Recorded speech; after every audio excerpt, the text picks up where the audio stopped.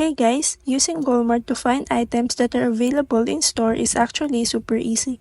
And today, I'm going to show you how you can do it. So even if the Walmart app isn't available in your region like mine.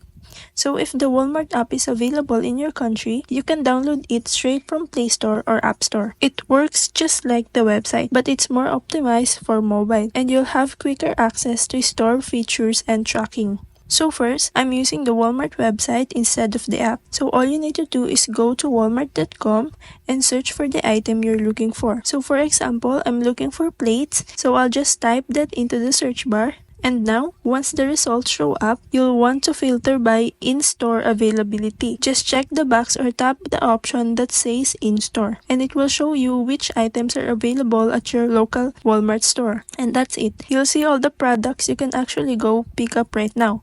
From there, you can check the price, availability, and sometimes even the aisle number. And that's it. Thanks for watching.